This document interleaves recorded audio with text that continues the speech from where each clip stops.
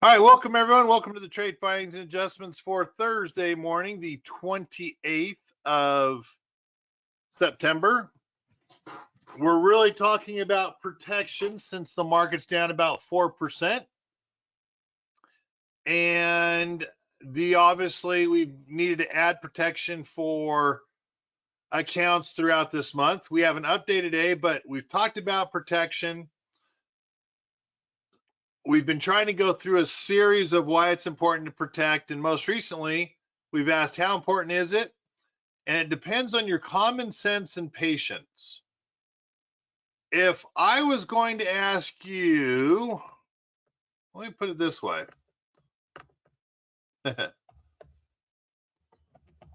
What can cause our markets to fall in the next week?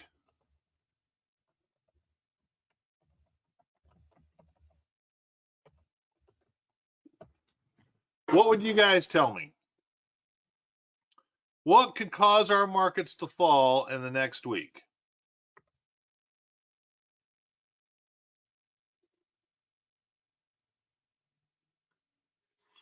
Good one. So we have the UAW strike getting worse. And they did say they were going to maybe increase their targeting, so that makes sense. Ooh, we got some good ones. The Fed. So the Fed talking or raising rates again. Definitely economic reports. That always works or moves the markets. But durable goods was significantly better than expected, which makes you wonder if GDP might be better than expected. What else? I think there's a big one or two we're missing here. Biden investigations, all right, I will give you that. That could be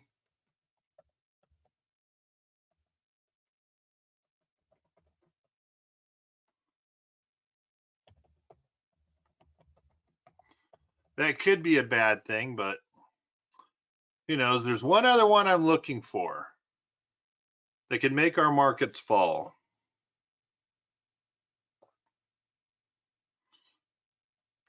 Anyone know? Happens on October 1st, technically speaking.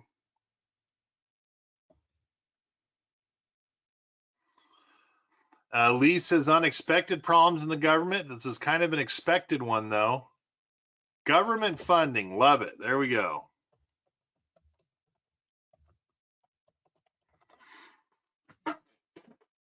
I'm going to go ahead. I'm going to throw one last one. End of a quarter is Friday. Rebalancing is on Friday.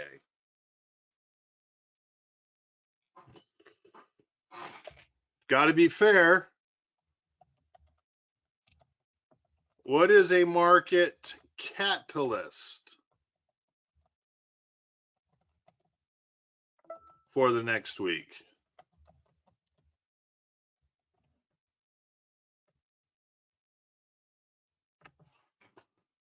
Any market catalysts you guys are thinking of for the next week?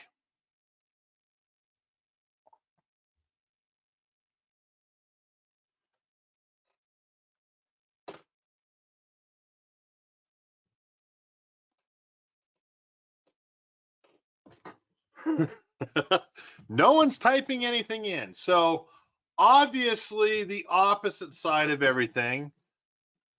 UAW strike coming to an end, the Fed getting government funding, better than expected economic reports. But yes, there's nothing on tap for the next week. I agree 100%. Nothing on tap for the next week to push markets higher. Okay. By typing in yes, Who knew that our markets were going to go up today? Who knew that our markets were going to go up today? Type a yes in. Me, Abraham did. Of course, Abraham. So Jeff hoped it would,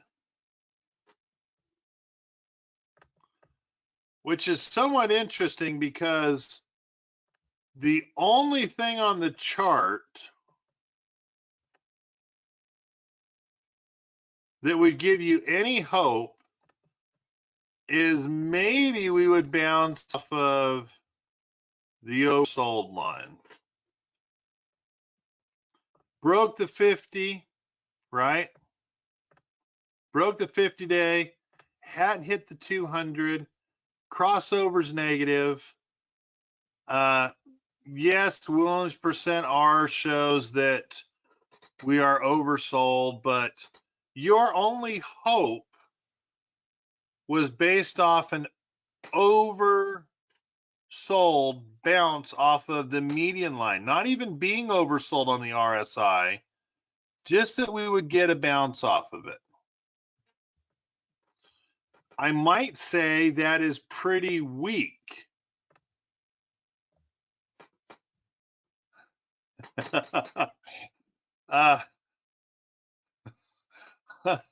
Oh, someone said it can only get so bad that it can only improve. If I knew it'd go up, I'd be a billionaire by now. If I only knew what the future was, I'd tell you, Kevin. Thank you, Mary. So yeah, I mean, the fact of the matter is, we might have guessed, because we've come from 4,500 down to 40, 42, down 4%. Here's the key. You could have guessed we were due for a relief rally.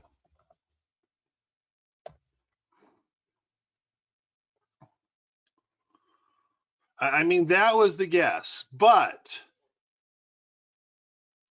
does your guess for a relief rally, does that outweigh a union strike for the automobiles, the Fed raising rates again, economic reports, government funding, end of a quarter?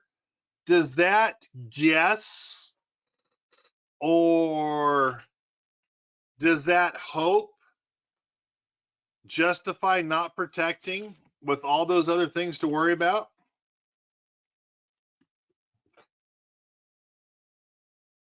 Yeah, there you go. Jeff's the first one to say no. Mary's like, heck no. Yeah, I mean, of course not, right? So yesterday, we were sitting around, Keeve and I, trying to decide, all right, what are we going to do? Where are we going to be with positions? And it was tough. It was super tough trying to decide where we need to go. So I'm just going to show you a decision that we made and why we made it.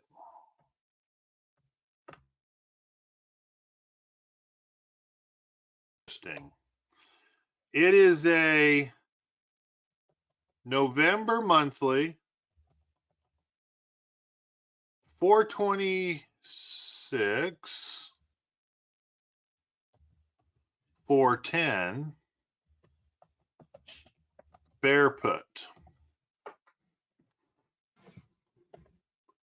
Here are my thoughts to justify the trade, right? I have no idea where the hell the market is going to the next 2 weeks. Probably down after a relief rally. And when I say down, I'm thinking Friday. I'm thinking next week, Monday. But you know what I do know? I do know the market has not been able to hold the gains. So we went to a bear put. Working these numbers, hopefully you guys will find it rather interesting. When we looked at these numbers on where we were going to put it at, our average price,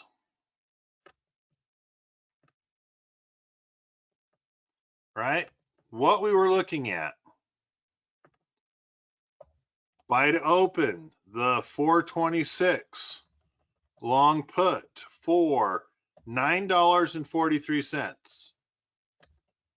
That's expensive. Normally they run around $7. Sell to open, a 410 short put for $4.87. Expensive because of higher volatility. Net cost, you just take your 943, subtract the 487, and we like to think that we're being smart here, right? We like to think, okay, we're prepared, we know what we're doing. Although I can't find my calculator, I've got a calculator I usually hide on my desk somewhere, that for the life of me, the sucker is disappeared. I guess we're going to use the phone calculator. 943 minus 487 comes out to $4.56. Can someone tell me what the maximum reward is? What's the maximum reward? Bill, the VIX was closer to 20. Yes, maximum reward. You're exactly right. 426. Right to sell, obligated to buy, right? Have the right to sell at 426. You're obligated to buy at 410 is equal to $16 minus the $4.56 cost basis. So the maximum reward is going to be $11.44.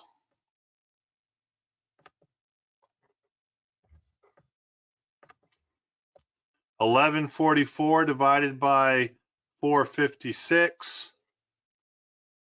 1144 divided by 456 equals a 2.5 reward for every one risk.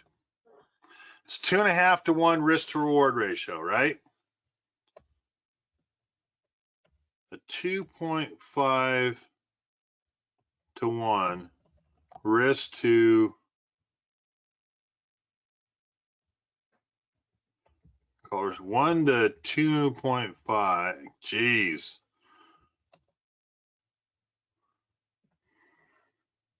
Getting frustrated. Come on, computer.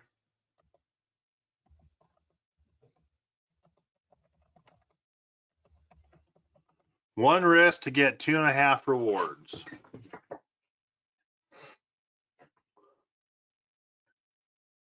Not bad.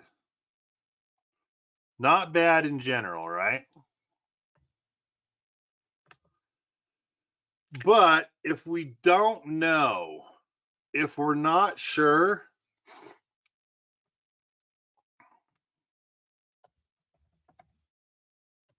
let's take a look at adjusting or adjustments for the near term. What might you do for adjustments on this trade? Or knowing what your expectations are, knowing what we have tomorrow, the last day to come to a deal for closing down the government, end of the month, what adjustments could we make to this position?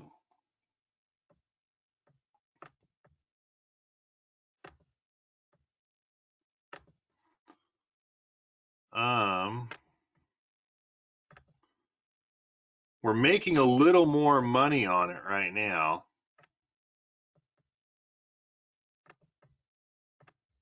Got 79 right there.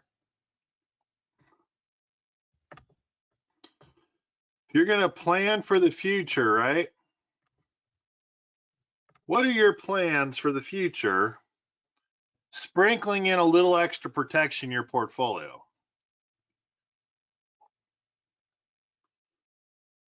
Anyone have any ideas what you might do?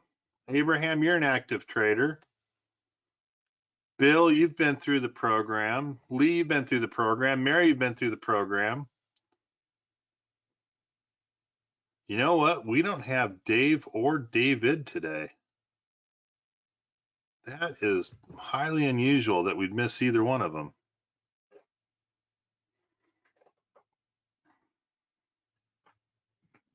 Short call, if we ran a short call, which is funny because that comes from someone that's not been through an education on options. You could run a short call, but that runs some unlimited risk.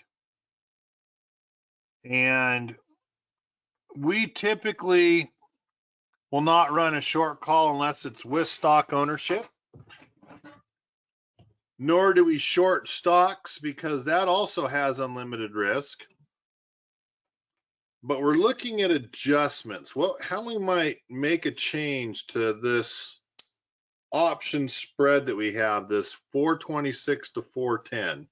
That is definitely, Jim, a good guess and on the right track, which is, again, rather impressive for someone who's not had any stock market education that I know of in options. All right, so yeah, Mary, I like the idea. So let's put it this way. If today is the up day, can we take a profit off the bullish? That's the short put position. Anyone excited to maybe take some profit? Right here, that's now worth $79. Our thought is, hey, why not take some profit off that position and then just keep this position makes money on the way down? Why not just play it like that? Why not have a directional position for tomorrow and Monday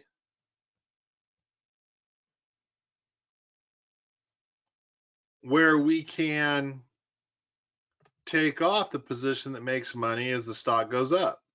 That's the neat thing about spreads, right? One position makes money as it goes up. One position makes money as it goes down. One you have to buy. One you get a credit to lower the cost basis in half. Spread trading makes a lot of sense when you're willing to admit you don't have a certainty of understanding where the market's going to head to.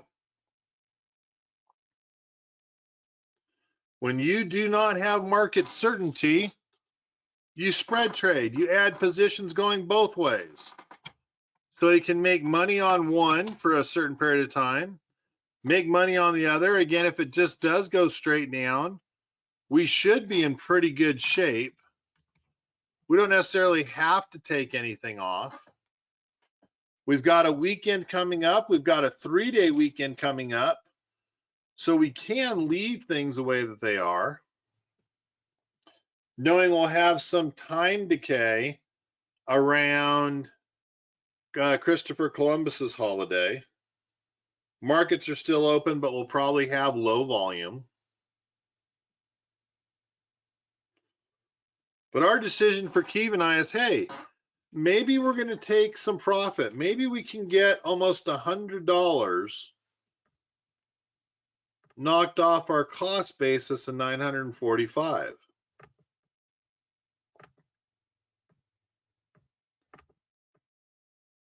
Lower this by $100, take this position out, have a position that makes money as things go down for at least the next couple days, thinking Friday and Monday. I thought it was genius. Any questions about where our thought process is on our bear puts?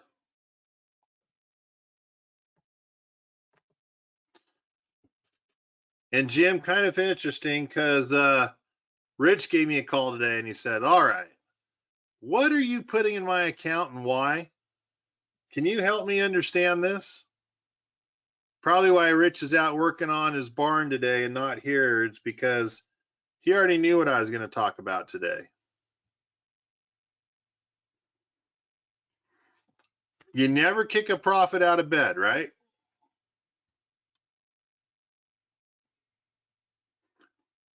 So this was the thought process and putting into your accounts these bear put trades. This was our thought process on, hey, we're going to admit we don't know where things are going and we don't necessarily like what we see. But the market has tried to do a relief rally. The market has tried to bounce higher. Why not put a trade in that can make money on an up day today, take that profit, and then lower our cost basis on the downward protection for tomorrow and for Monday, Tuesday, Wednesday of next week? That was the thought process that went into it. Hey, we definitely want downside protection. One, how can we give us a good risk to reward ratio? Two, how can we lower the cost? Three, how can we make money on an up day before a couple days later we head for the bottom again? This was the thought process behind placing this in your accounts yesterday. This is where we were looking at ways to try to make money coming and going. And this is the thought process that you should have in every trade. Hey, how can I maximize putting the trade on? What adjustments or what changes can I make to the trade if things aren't going the way that I have planned? And the funny thing is, if we take off the puts at 410 and we see a run up tomorrow, we might just add shorts at 415 and collect another $5 that way. Our risk to reward ratio will now be $11 on, maybe $4 spent, which will be a little bit worse than 2.5 rewards for every risk. But it's this thought process that we're looking at as we're placing a spread trade. And it should be this process for those of you that are trading all the time. This is the thought process that you should be going to. A macro picture to a micro picture to risk to reward, cost basis, and an adjustment somewhat pre-planned ahead of time. Any questions about our bear puts that we put into your accounts yesterday? Jeff, is this making sense to you? Jeff Hall. Is this making sense to you so you somewhat understand? Perfect. And Jeff, are you a safe option strategies guy? Perfect. All right. Good, good, good, good. Yes, we took our directional, our last two trades for last week, week before, our directional SPY puts. We took one off for like a 53% return, and we took one off for 102% return. And we're still back at it. We're still back at it for a SPY, a little more complex. Instead of going directional, we're now just looking to add some more protection to your portfolios. Okay, guys, hey, appreciate your time. Hopefully this was helpful on a trade idea or thought. Any questions that you guys have for me that I can answer for you? I'll sit around here for about 10, 15 more seconds to see if there are any questions that I could answer for you. If you're looking to place a trade, you could definitely do something very similar. Maybe a 428, 415 bear put going into next week. But yes, this was hopefully something to let you take a look at what we're thinking at and why. All right, hey, I don't see anything coming in. You guys have a wonderful end of the week, and we're going to be running this through tomorrow and obviously the beginning of next week. Talk to you later. Bye-bye.